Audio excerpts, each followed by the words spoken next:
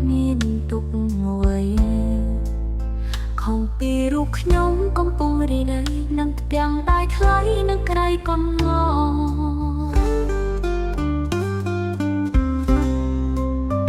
ដូចតែជីវភាពត្រូវឃ្លាតឆ្ងាយប្រាកាលងារប៉ុន្មានស៊ូទ្រាំមិនរៀសង្ឃឹមមានបានផុតទុក្ខវេទនាជួងដៃស្នួនគ្នានៅពេលដ៏ខ្លីឃើញគេជួបជុំខ្លួនយំស្រណំធ្លាប់បាត់ដងខ្នងវាចាសាសងបងអូនមានអ្នកជាប់ប្របងច្រើនឆ្នាំកន្លងកូនបានចាក់ឆ្ងាយឃើញគេជួបជុំខ្លួនយំស្រណំ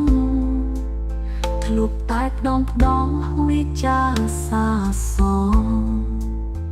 បងអូនមានអ្នកជាប់ប្របងច្រើនឆ្នាំកន្លងកូនបានចាស់ឆ្ងាយ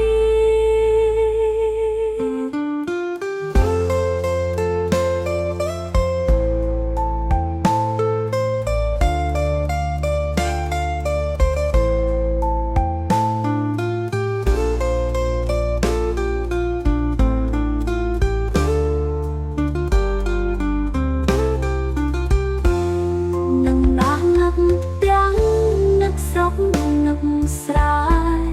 នឹងមិនបាយធ្លាប់ថែកូនអោយប្របីសូមឲ្យទេវតាជួយថែម្ដាយថ្លៃនឹងទាំងហ៊ីស័យរបស់យើងផងយើងឃើញគេជួបជុំខ្លួនយំស្រណងធ្លាប់តែតងខ្នងវាចាសាសងបងអូនមានអ្នកជាប់ប្របងចាំឆ្នាំកន្លងកូនបានចាក់ឆ្ងាយនឹងណាស់នឹកទាំងនឹកស្រុកនឹកស្រែនឹងម្ដាយធ្លាប់ថែកូនអោយប្របីសូមឲ្យទេវតាជួយ